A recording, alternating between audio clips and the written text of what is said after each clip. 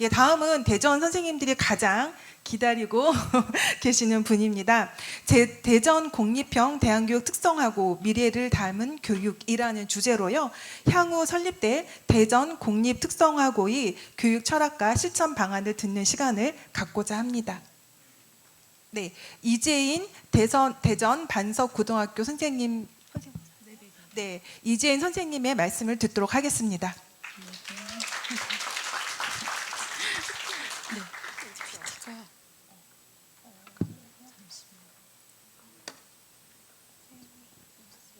어떤 거예요? 근데 지금 조정하시는 분이 안 계셔서 일단 열어볼까요? 거예요. 좀 내려가시면 이거? 네네. 이거 화면이 네, 선생님도 화면 조정 때문에 잠시 소개가 늦었습니다. 긴 시간 앉아 계시느라 많이 고생하셨을 텐데 저까지 열심히 잘 들어주실 거죠? 네, 네. 예, 안녕하세요. 네, 저는 대전 반석고등학교에 근무하고 있는 교사 이재인이라고 합니다. 네, 만나서 반갑습니다. 제가 오늘 이 자리에 나온 이유는 혹시 알고 계실지 모르겠지만 대전의 대안교육 특성화 중학교가 이번에 지정됐거든요. 그래서 저희가 이어서 지금 대안교육 특성화고를 이제 준비하고 계세요. 그래서 그 교육청에서 준비하시는 과정에서 저희가 교육과정을 설계하는 팀이랍니다. 그리고 제가 팀장으로 이 자리에 나오게 되었습니다. 저희 팀원들을 잠시 소개하겠습니다. 일어나 주시겠어요? 네. 지금 저희 조성준 장학사님을 비롯한 지금 저를 비롯한 이제 6명의 선생님이 함께 팀원으로 지금 연구를 하고 있습니다. 박수로 좀 부탁드립니다. 네. 감사합니다. 네. 제가 지금부터 여러분들에게 대전 공립형 대안교육 특성화 고등학교가 왜 필요한지에 대해서 여러분들에게 설명을 드릴 거고요. 뒤에는 지금 저희 팀에서 어떤 방향으로 교육과정을 구성하고 있는지에 대해서 설명을 드리도록 하겠습니다. 우선 공립형 대안교육 특성화고 필요성 밑에 학업 중단 현황이라는 표가 나와 있는데요. 이 표를 보면 2017년부터 2019년까지 대전에서 학업을 중단한 학생들의 숫자가 점진적으로 조금씩 늘었다는 걸 알 수가 있습니다. 그리고 이 학생들이 왜 학교를 그만뒀는가라고 설문조사를 다시 해봤더니 거의 70%의 학생들이 교육과정 부적응이라고 응답했습니다. 네, 그러니까 뭐 학교생활 부적응도 응답이 많았겠지만 학교에서 이제 배우고 있는 것들이 사실은 본인과 맞지 않다고 생각을 해서 학업을 중단한 것이지요. 이 900명의 아이들은 어디에 있을까요? 네. 자, 그리고 지금 대전교육 위탁교육 기관에 학생들이 이제 가 있는 현황인데요. 아시겠지만 현재 대전에는 공립형 대안교육 위탁기관인 꿈나래 교육원, 그리고 두런두런 LS크 바로세움 동산학교 다온 교육원 총 4곳의 민간 위탁 대안교육기관이 있습니다. 그 기관을 갔던 아이들의 숫자예요. 코로나 때 잠시 줄어들긴 했지만 이 숫자 300명대 후반의 아이들은 계속 학교에 적응하지 못하고 외부로 나가고 있는 추세입니다. 네. 자, 그리고 2022년도에 작년이죠. 그 꿈나래 교육원에 위탁 온 학생들에게, 학생과 학부모님들에게 만약 대안교육 특성화고가 생긴다면 진학시키겠습니까? 라고 질문을 드렸는데 이렇게 62.2%, 81.1% 이렇게 학생과 학부모님께서 긍정적으로 답을 주셨답니다. 그리고 이 2025년 3월 1일자 대전의 0이라는 숫자가 1로 바뀌게 될 것 같은데요. 현재 대전에는 공립형 대안학교가 없습니다. 그래서 신문 기사나 공문을 보신 분들은 아시겠지만 동명중학교가 2025년 3월 1일자로 대전 최초의 대안교육 특성화 대안교육 기관이 공립형 특성화 대안교육 기관이 되면서 좀 저희가 기대하는 바가 굉장히 커요. 뭔가 좀 대안교육을 잘 실현할 수 있을 것 같다는. 그리고 이제 공립형 대안교육 특성화 고등학교도 생기면 완벽하게 저 숫자가 2로 바뀌게 되겠죠. 예, 저는 기대하고 있습니다. 네. 자, 그럼 이제 저희가 미래교육에 대해서 잠시 말씀드리고자 합니다. 최근 미래교육에 대한 논의가 뜨겁게 진행되고 있습니다. 이유는 미래 사회의 변화 속도가 지금 너무나 빠르고요. 그 변화의 폭도 크고 그다음 그 변화가 이끌어내는 파급력도 어마무시합니다. 그로 인한 부정확한 미래? 좀 이런 불안들이 있지 않으신가요? 그래서 이런 것 때문에 미래 교육에 대한 어떤 이야기들이 계속 이야기가 되고 있고 저희도 그런 미래 교육을 연구하면서 미래 교육을 할 수 있는 지금 제가 지금 계속 말을 더듬네요. 죄송해요. 네, 죄송합니다. 네, 그래서 이런 것들을 준비해봤습니다. 우선 이 표는 대한민국의 미래사회 변화 모습입니다. 화면에 나온 것처럼 학력 인구는 감소하게 될 것이고 사회가 부양해야 할 노인 인구는 지속적으로 증가할 거예요. 그리고 4차 산업혁명의 도래로 드론이나 인공지능을 탑재한 로봇 등 최첨단 기술을 이제 일상 속에서 경험하고 있고요, 현재. 그리고 글로벌 경쟁 체제는 확대되고 기술을 가진 국가와 그렇지 못한 국가 사이의 사회적 불평등, 그리고 나라 안에서도 이런 사회적 불평등은 심화될 겁니다. 그리고 이런 변화에 발맞추어서 교육의 역할도 변할 수밖에 없습니다.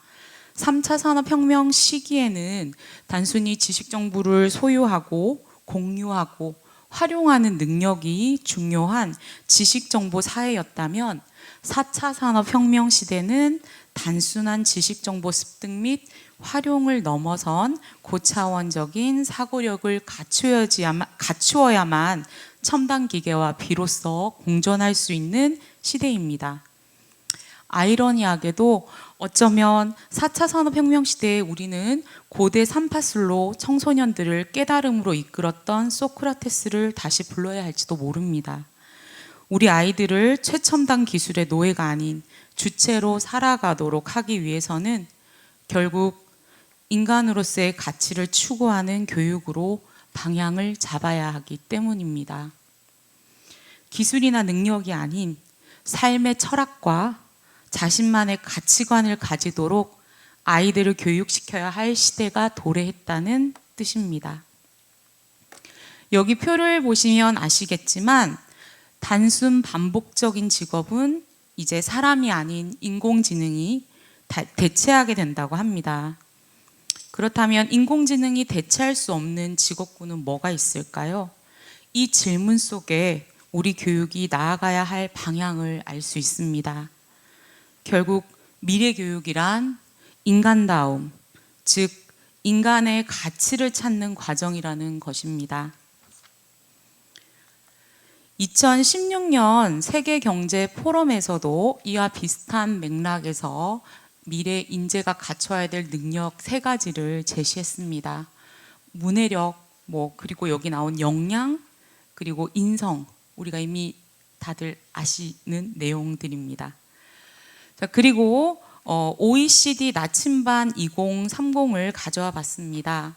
사실 OECD에서는 아까 이병곤 교수님께서도 말씀하셨지만 무려 OECD에서도 2015년부터 미래교육에 대해서 많은 논의를 진행하고 있습니다.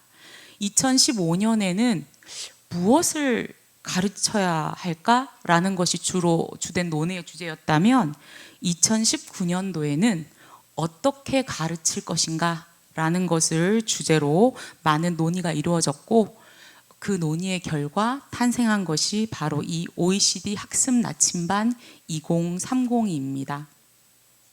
여기서 가장 중요하게 강조되고 있는 것은 학생 행위 주체성이라는 것인데요.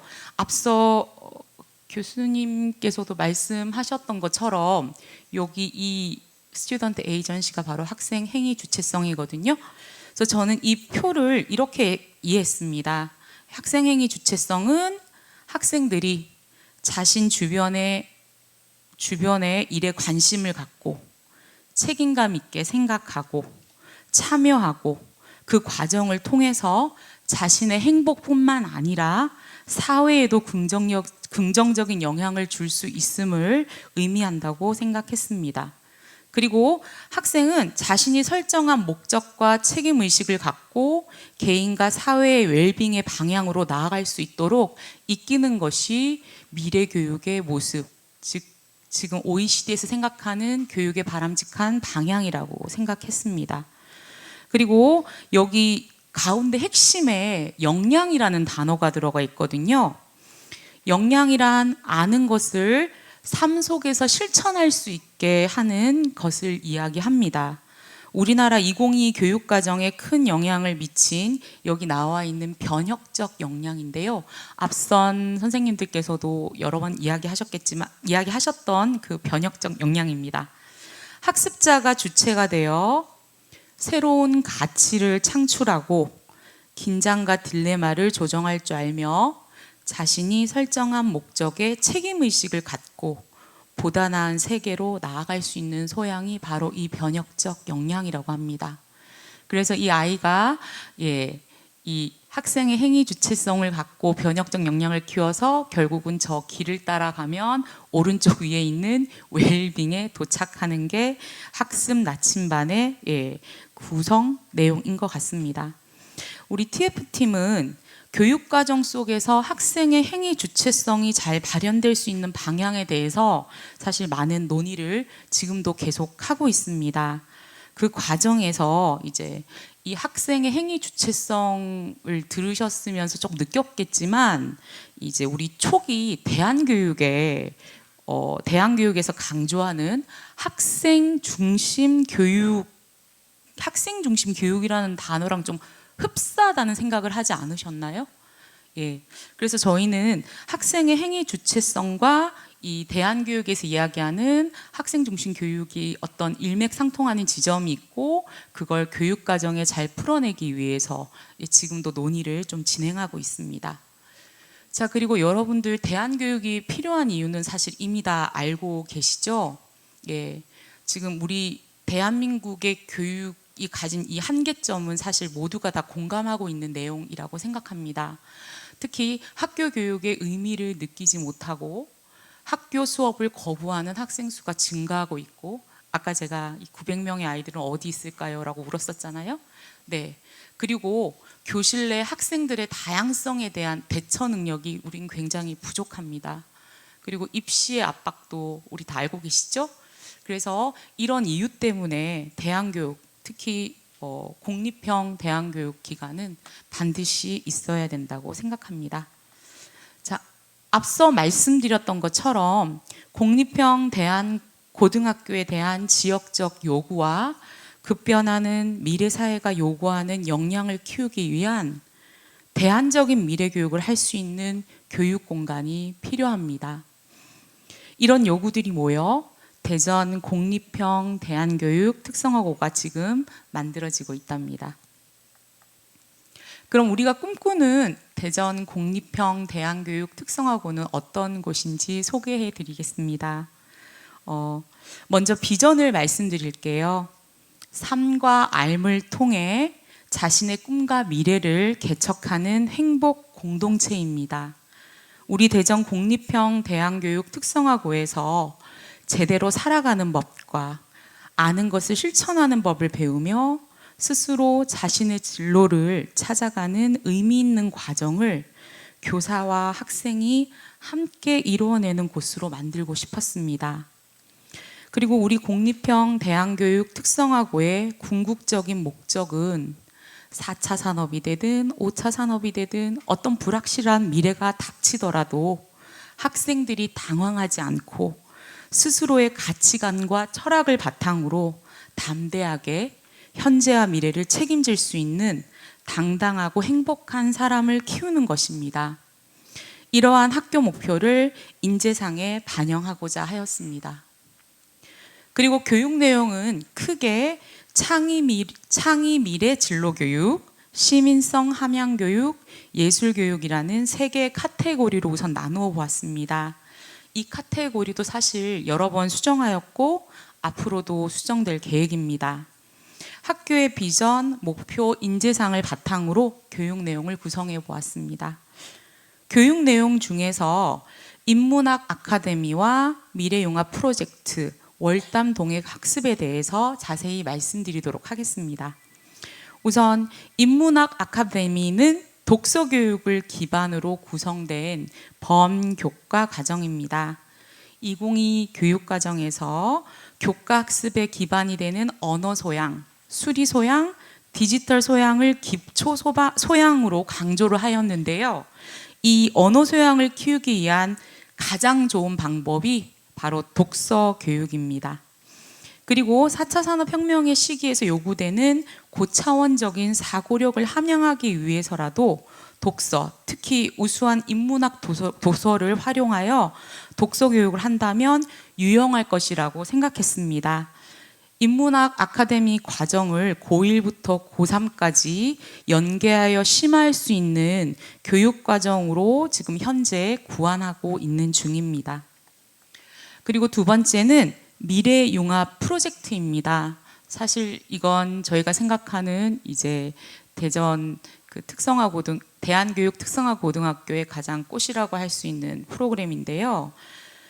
미래융합 프로젝트는 학생 주도형 교육 과정을 구현하고 실질적인 개별화 학습을 실현하기 위한 교과입니다. 처음에는 진로와 관련한 인턴십 프로젝트로 고안을 하였지만 학생 개개인마다 진로 성숙도, 진로 결정 수준이 다르고 자신의 흥미와 관심 분야에 대해서 제약 없이 탐구할 수 있는 시간과 공간이 제공될 필요가 있다고 생각해서 팀원들과 의견을 모아서 이런 미래융합 프로젝트를 만들어 보았습니다. 자, 그 결과 LTI와 LTE, 탐구, 실습, 창작활동, 노작활동 등 모두 포괄할 수 있는 미래융합 프로젝트라는 교과로 만들게 되었고요. 이를 위해서 미래융합 프로젝트 워크북을 개발할 예정입니다. 참고로 이 워크북은 거의 100지에 가깝습니다. 그 워크북을 채우는 내용, 방식, 모든 것은 학생들의 몫입니다. 지도교사는 그 학생의 교육활동을 안내하고 조력할 것입니다. 그리고 미래융합이라는 용어가 프로젝트의 주제를 과학이나 4차 산업으로 한계 짓진 않습니다. 학생이 원한다면 농업, 항해, 메이크업, 네일아트, 아까 이제 그 제청 간디고 학생처럼 영상을 만들어도 좋고요, 노래를 만들어도 좋아요. 그래서 자신이 관심 있는 분야와 관심 있는 주제를 자유롭게 정하고 지속적으로 프로젝트 활동을 수행한다면 바로 그것이 그 학생의 미래융합 프로젝트가 되는 것입니다. 월담동행 학습은 학교의 담을 넘어 넓은 세상으로 나아가자는 의미를 담은 이동학습입니다. 이동학습의 운영과 관련해서 팀원들과 회의를 여러 번 했는데요. 과연 어떤 이동학습이 학생들을 성장시킬 수 있을까였습니다. 성 아우구스투스의 명언처럼 여행 자체가 학생을 성장하게 만들 수 있습니다. 여행을 통한 봉사활동도 학생을 성장시킬 수 있습니다. 그러나 더 의미 있는 이동학습 형태를 모색했고 저희는 그 방법을 유네스코 지속가능 발전교육과 그레타 툰베리를 통해 찾았습니다.